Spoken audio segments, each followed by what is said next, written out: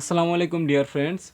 আজকে আমরা যে বিষয়টা নিয়ে আলোচনা করব সেটা হচ্ছে আমাদের আগের পর্বের মতো। আগের পর্বে যে আমরা টেবল ট্যাগ নিয়ে আলোচনা করেছি, আজকের পর্বটা ঠিক টেবল ট্যাগের মতোই। তবে এই টেবল ট্যাগটা একটু আগেরটা থেকে একটু ভিন্ন আছে। তো দেখেন, আমাদের আগের টেবলটা কেমন ছিল। আমাদের আগের টেবলটা ছিল এই যে, মনে করেন এরকম।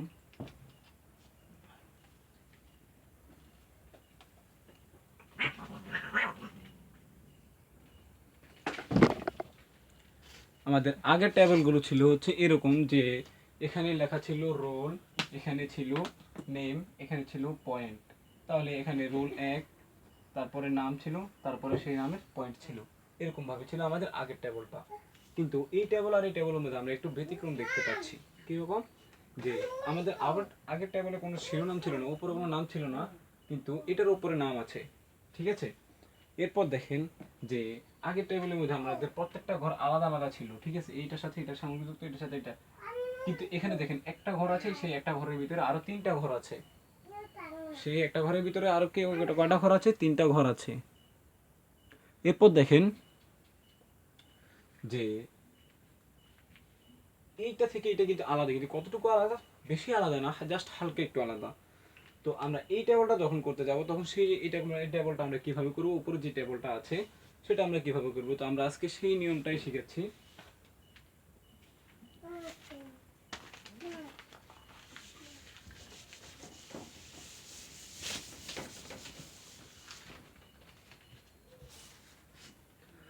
তো প্রথমে আমাদেরকে কি লিখতে হবে? HTML,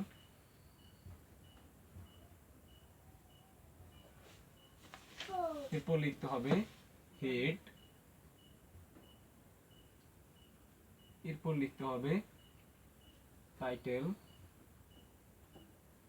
যেহেতু আমরা এখানে একটা টেবল তৈরি করছি, তাহলে সেই ক্ষেত্রে আমরা কি করব, টাইটেল কি লিখতে পারি? Creating table.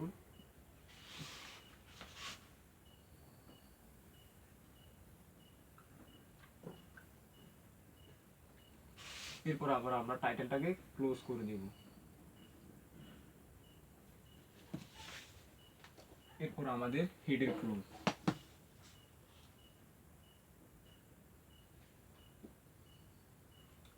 এরপর হচ্ছে আমাদের বডির কাজ শুরু।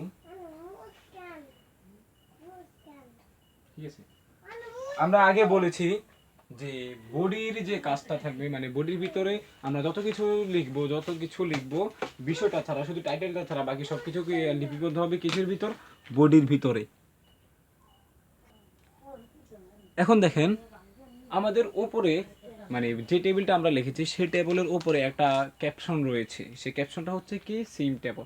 তাহলে এই ক্যাপশনটা যেহেতু প্রথমে রয়েছে, আমরা বডির পর প্রথমে ক্যাপশনটা লিখতে পারি সিম টেবল। কিন্তু না, আমরা এখানে সিম টেবল ক্যাপশনটা প্রথমে দিব না। আমরা আগে কি দিব? আমরা যে বর্ডারটা তৈরি করব, যে টেবিলে যে বর্ডারটা তৈরি করব, পুরো বর্ডার, সেই বর্ডারটা আমরা আগে লিখব। তাহলে প্রথমে কি লিখব? টেবিল বর্ডার তৈরি করতে গেলে টেবিলের বর্ডারটা তৈরি করব, তাহলে প্রথমে লিখব টেবিল বর্ডার, টেবিল বর্ডার। এখানে টেবলটা হচ্ছে কিন্তু আমাদের টেবিলের ট্যাগ, টেবল ট্যাগ। কিন্তু বর্ডারটা কি? বর্ডারটা হচ্ছে আমরা আগে যে লিখেছি যে জিনিসটা থাকবে সেটা কি, মানে যে জিনিসটা থাকবে সেটার একটু অতিরিক্ত বৈশিষ্ট্য বা আরেকটু বৈশিষ্ট্য তুলে ধরবে, সেই ক্ষেত্রে আমরা কি অ্যাট্রিবিউট ইউজ করবো। তাহলে এখানে বর্ডারটা হচ্ছে অ্যাট্রিবিউট। তো আমরা জানি অ্যাট্রিবিউটের পরে সমান কি দিতে হয়? সমান সমান দিতে হয়। তো এবার দেখেন, আমরা এখানে এরপর লিখতে হয় কি? অ্যাট্রিবিউটের ভ্যালু। তাহলে আমরা এখানে 1 লিখে দিলাম, ব্যাস। এতটুকু হচ্ছে আমাদের প্রথমে বর্ডার কাজ। এরপর দেখেন উপরে কি লেখা আছে? সিভ টেবল, মানে ক্যাপশনটা দেওয়া আছে। তাহলে প্রথমে লিখব ক্যাপশন, সরি, আমরা প্রথমে এখানে ক্যাপশন লিখব না, সরি না, ক্যাপশনই হবে এখানে, ক্যাপশন না, ক্যাপশনটাই হবে ক্যাপশন।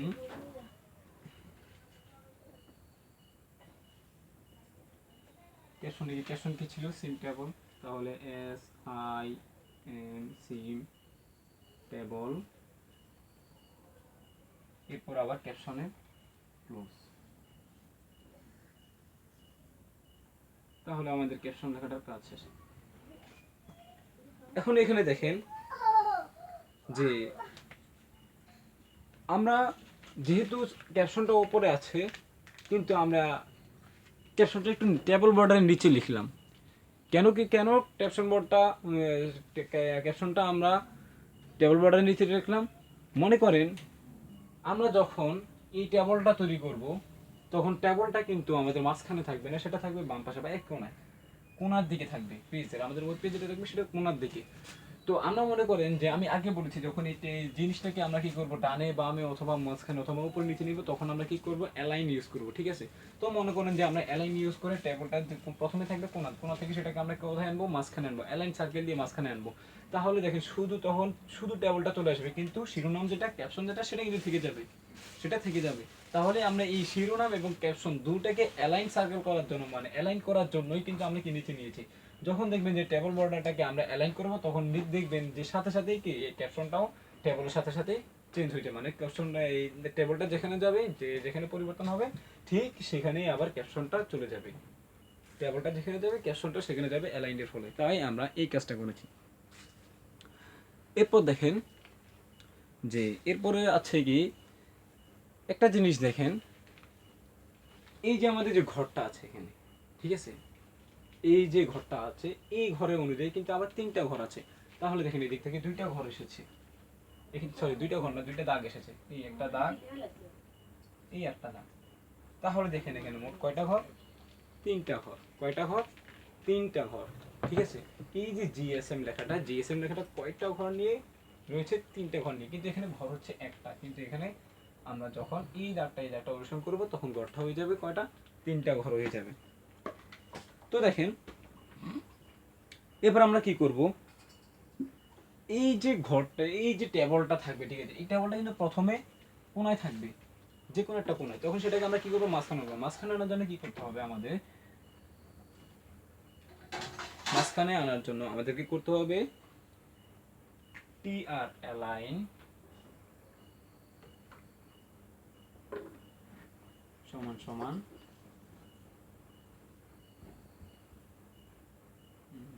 সেন্টার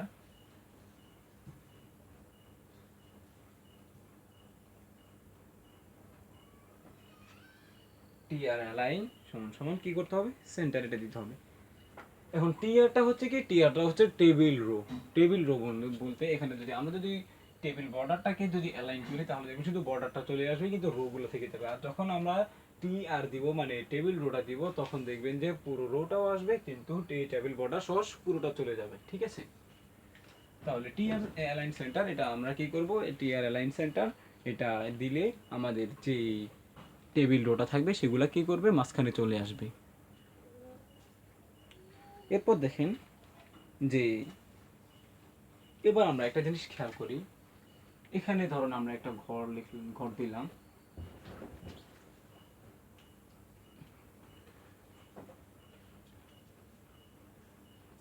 ঘরের মধ্যে লিখলাম ই মাঝখানে। তাহলে দেখেন এদিক থেকে যদি একটা দাগ থাকে, তো দেখেন পুরো দাগটা ঘরের ভিতরে আসে। তাহলে এই লেখাটা তখন কিন্তু এই ঘরটা কিন্তু 2টা ভাগে ভাগ হয়ে যায়। এই ঘরটা মানে পুরো ঘরটা 2টা ভাগে ভাগ হয়ে যায়, এবং এই লেখাটা কিন্তু 2 ঘরের ভিতরে থাকে।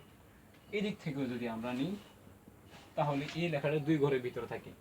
এদিক থেকেও যদি আনি, এই লেখাটা 2 ঘরের ভিতরে থাকে। নিচ থেকেও যদি আমরা নিই, তাহলে এই লেখাটা 2 ঘরের ভিতরে থাকে। ঠিক আছে? যখন আমরা এরকম কোনো জিনিস দেখবো যে এদিক থেকে এসেছে বা এদিক থেকে এসেছে, তখন সেটা আমরা কি করব, যখন দেখবেন যে উপরে নিচ থেকে দাগগুলো এসেছে, তখন সেক্ষেত্রে হবে কি, সেক্ষেত্রে হবে কোল স্প্যান। সেক্ষেত্রে আমাদের কি লিখতে হবে, কোল স্প্যান। উপরে নিচে থেকে কি লিখতে হবে, কোল স্প্যান, COLSPAN, কোল স্প্যান। আর যখন ডান দিক বাম দিক মানে 2 পাশ থেকে আসবে, তখন সেই ক্ষেত্রে আমরা লিখবো কি, রোজ পেন। ROSE মানে গোলাপের যেটা রোজ, সেটা নিয়ে কিন্তু ROWSPAN, রোজ পেন। আবার ক্লোজ পেন, ক্লোজ না, কিন্তু আমরা অনেক সময় লিখে ফেলি যে CLOSE, ক্লোজ পেন, কিন্তু ক্লোজ পেন না, COLSPAN, ক্লোজ পেন। ঠিক আছে? তো দেখেন আমাদের প্রথম যে বর্ডারটা রয়েছে সেটা হচ্ছে এই ঘরটা। ঠিক আছে? ঘরটার মধ্যে এদিকে দেখেন যে নিচ থেকে কোন দাগটা গিয়েছে, না যায় নাই, এদিক থেকে গিয়েছে, যায় নাই, এদিক থেকে গিয়েছে, যায় নাই, কিন্তু এদিক থেকে গিয়েছে আছে, হ্যাঁ কয়টা ঘর আছে, দুইটা ঘর আছে, দুইটা দাগ আছে। তাহলে দেখেন এইখানে দুইটা দাগ আসবে, ঠিক আছে। তাহলে দেখেন যে ঘর হইতে কয়টা, একটা দুইটা তিনটা, তাহলে এই জিএসএম যে ঘরটা সেটা কয়টা ঘর নিয়ে রয়েছে, দুইটা ঘর নিয়ে রয়েছে। এবার দেখেন এই যে এই কলামগুলো এগুলো হচ্ছে সারি, মানে এই দিক থেকে ডান বাম থেকে যেটা আসবে সেটা হচ্ছে সারি, আর উপর নিচ থেকে যেটা সেটা হচ্ছে কলাম। আমরা জানি যে কলাম যখন যখন কোনো কলামের সাথে এদিকে মনে করেন যে এই জিএসএম সমান সমান যদি এদিকে দুইটা ঘর থাকতো, যে সিডিএম এখানে লিখে সিটি সেলটা এখানে লিখতাম, ঠিক আছে। মনে করেন এখানে একটা ঘর থাকতো, মানে দুইটা ঘর থাকতো, দুইটা ঘর থেকে কি করতো, জিএসএমটাকে এই দুইটা ঘরকে নির্দেশ করতো, তখন কিন্তু হয়ে যেত কি, জিএসএম যেহেতু দুইটা ঘরকে নির্দেশ করে, তো মনে করেন যে এখানে সিডিএম এ আর সিটি সেলে আমরা এখানে লিখলাম দুইটা ঘর করে, এই সিডিএম এর ঘর এখন কিন্তু একটা কথা মনে করেন যে আমরা কি করলাম, সিডিএমটাকে একটা ঘরে নিলাম, আমরা সিটি সেলটাকে একটা ঘর নিলাম, দুইটা ঘর করে এখানে। এখন জিএসএমটাকে এই দুইটা ঘর ঘর দিকে কি করলাম, নির্দেশ করে দিলাম, তাহলে সেক্ষেত্রে কি হবে, জিএসএম ক্লোজ কোল স্প্যান, জিএসএম কোল স্প্যান। কিন্তু এখানে দেখেন যে যেহেতু জিএসএম এই তিনটা ঘরকে নির্দেশ করেছে, কয়টা ঘরকে, এই গ্রামীণ ফোন, বাংলা লিংক, রবি, এই তিনটা ঘরকে যেহেতু নির্দেশ করেছে, তাহলে দেখেন যে কয় ঘর, কয়টা, তিনটা, তাহলে দেখেন তিনটা ঘর, তাহলে এই জিএসএম তিনটা ঘরকে নির্দেশ করেছে বিদায় এটা কি হবে, যেহেতু এদিক থেকে এসেছে, ডান বাম থেকে মানে পাশাপাশি থেকে এসেছে, তাহলে জিএসএম এর সাথে কি হবে, রো স্প্যান, অর্থাৎ ডান বাম থেকে পাশাপাশি থেকে আসলে হবে রো স্প্যান, এবং উপর নিচ থেকে আসলে হবে কি, কোল স্প্যান। তাহলে দেখেন যেহেতু এখানে জিএসএম এর পাশ থেকে এসেছে, তাহলে সেটা বুঝে নিতে হবে কি, রো স্প্যান। তাহলে দেখেন এবার আমরা কি করব, এখানে এখানে এই জিএসএমটা কি সাধারণভাবে লেখা আছে, কোনো মোটা করে লেখা নাই, মোটা অক্ষরে লেখা নাই। যদি মোটা অক্ষরে লেখা থাকে তাহলে আমরা প্রথমে লিখবো টিএইচ, আর যেহেতু সাধারণভাবে লেখা আছে তাহলে আমরা প্রথমে লিখবো কি, টিডি। কি লিখবো প্রথমে, টিডি, ঠিক আছে, আমরা লিখলাম টিডি। এরপর দেখেন আমি আগে বলেছি যে জিএসএম যেহেতু ডান বাম থেকে এসেছে, পাশাপাশি থেকে এসেছে, তাহলে সেক্ষেত্রে আমরা কি করবো, প্রথমে রোজ পেন, তো লিখে দিলাম রোজ পেন, রোজ পেন, ঠিক আছে। রোজ পেন লেখার পর এবার কয়টা রো নির্দেশ করেছে, তিনটা রো, একটা দুইটা তিনটা, তাহলে সমান সমান দিয়ে আমরা ভ্যালু মানে তিনটা রো দিয়ে দিব। আশা করি এতটুকু পর্যন্ত বুঝতে পেরেছেন। এরপর কি করব, এরপর আমাদের কন্টেনার ট্যাগটা শেষ, কন্টেনার ট্যাগের ওপেনিং ট্যাগটা শেষ, ঠিক আছে। কোন লেখাটা আছে, জিএসএম লেখাটা, তাহলে আমরা এখানে জিএসএম লিখে দিব, জিএসএম লিখে এবার আমরা এটাকে আবার ক্লোজ করে দিব, ঠিক আছে। তাহলে ক্লোজ টি ডি।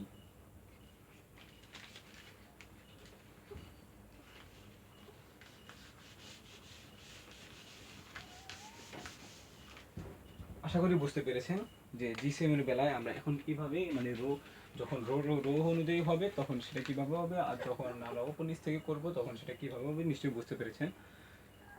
তো এরপর দেখেন যে এবারে জিএসএম এর মধ্যে কয়টা ঘর রয়েছে, তিনটা ঘর, তাহলে তিনটা ঘরের মধ্যে প্রথম ঘরটা যে কি রয়েছে, জিএসএম কয়টা ঘরকে নির্দেশ করেছে, তিনটা ঘরকে।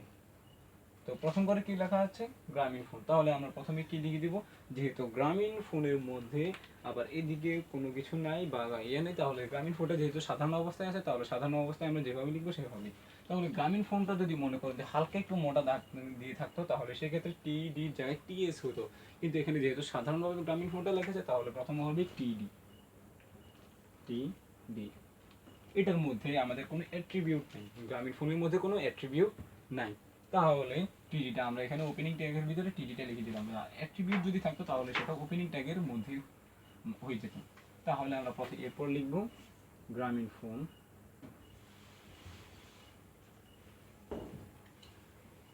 গ্রামীণ ফোন লিখে এরপর আমরা টিডিটা কি করব, ক্লোজ করে দিব। এবার দেখেন এরপর আছে কি বাংলা লিঙ্ক, তাহলে আমরা সোজাসুজি এখানে লিখতে পারি টিডি বাংলা লিঙ্ক ক্লোজ টিডি, লিখতে পারি না, কিন্তু এটা হবে না, কিন্তু এটা হবে না, কেন হবে না, টিডি গ্রামীণ ফোন ক্লোজ টিডি, টিডি গ্রামীণ ফোন ক্লোজ টিডি, ঠিক আছে। এরপর দেখেন যে এখানে যদি বাংলা লিঙ্কটা যদি নিচে না হয়, যদি গ্রামীণ ফোনের এদিকে হতো, গ্রামীণ ফোন বরাবর ওই দিকে হতো, তাহলে কিন্তু আমরা সোজাসুজি কি লিখতে পারতাম, টিডি বাংলা লিঙ্ক লিখে আবার টিডিটা ক্লোজ করে দিতে পারতাম, কিন্তু না, এটা যেহেতু একটু নিচে রয়েছে, গ্রামীণ ফোনের নিচে রয়েছে বাংলা লিঙ্ক, তাহলে আমাদের প্রথমেই গ্রামীণ ফোনটা শেষ করে এরপর বাংলা লিঙ্কটা শুরু করতে হবে। তাহলে দেখেন গ্রামীণ ফোনটা আমরা এখানে শেষ করে দিলাম, এরপরে কি করতে হবে, আমাদের টিআরটাকে ক্লোজ করে দিতে হবে। এই যে আমরা টিআর অ্যালাইন সেন্টার দিয়ে শুরু করেছি, এরপর আমরা এই টিআরটাকে ক্লোজ করে দিতে হবে, ক্লোজ টিআর। এরপর আছে কি বাংলা লিঙ্ক। এই বাংলা লিঙ্কের জন্য আমাদের টেবিল রোটাকে আবার নতুন করে তৈরি করতে হবে। বাংলা লিঙ্কের জন্য কি করতে হবে, টেবিল রোটাকে আবার নতুন করে তৈরি করে নিতে হবে। তাহলে দেখেন আবার আমরা আগের মতো লিখলাম, টিআর অ্যালাইন সেন্টার ঠিকই থাকবে, টিআর অ্যালাইন সেন্টার ঠিকই থাকবে। মনে করেন এটার পরে এই লাইনটা আমরা লিখলাম, ঠিক আছে।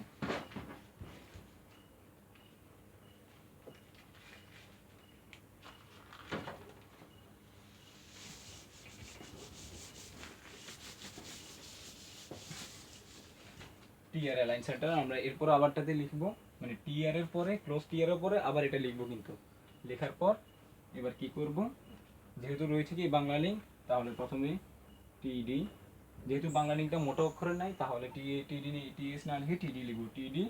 এরপর এটাকে আবার ট্যাগের ভিতর, এরপর হচ্ছে বাংলা লিঙ্ক,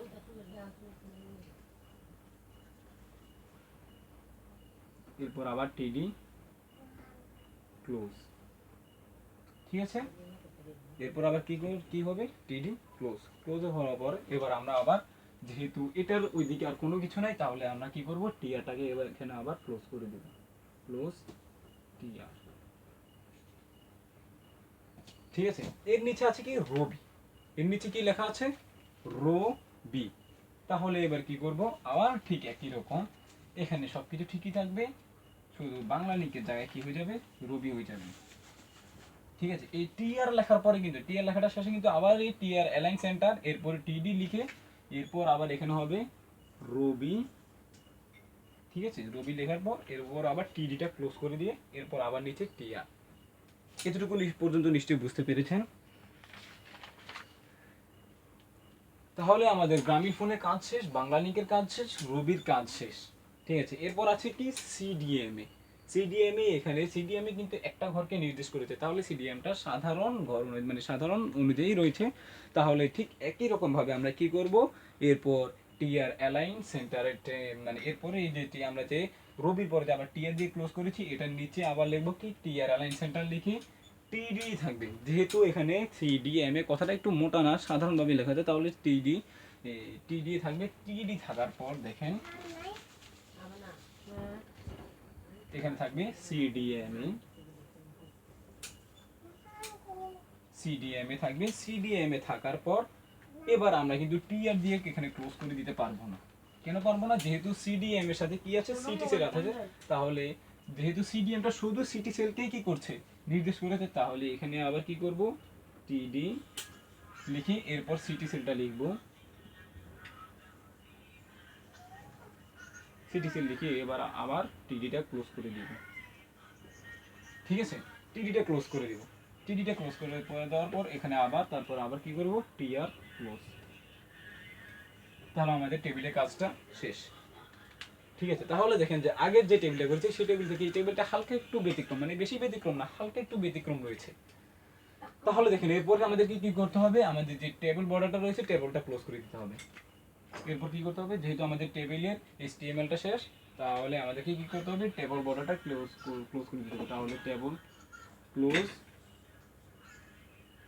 টেবিল, এরপর কি ক্লোজ করতে হবে, বডি,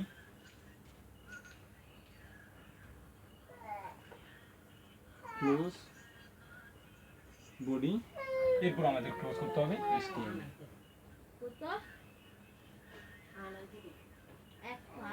তো শিক্ষার্থীবৃন্দ, আজকে নিশ্চয়ই বুঝতে পেরেছো যে এখন আমরা এই যে এরকম টেবিলের ক্ষেত্রে মানে শিরোনাম দিয়ে আমরা যখন মানে একটা ঘরের অনুযায়ী, একটা ঘর যখন তিনটা ঘরকে নির্দেশ করে, তখন সেই ক্ষেত্রে আমরা কীভাবে টেবিল তৈরি করবো নিশ্চয়ই বুঝতে পেরেছো এইচটিএমএল এই ক্লাসটার মাধ্যমে। তো আশা করি আজকের মতো ক্লাস এখানেই শেষ। তো আশা করি নিশ্চয়ই বুঝতে পেরেছো যে আমরা কীভাবে এই কাজটা করব। তো পরবর্তী ক্লাসের জন্য সুস্থ থাকবে, শান্তিতে থাকবে। আসসালামু আলাইকুম।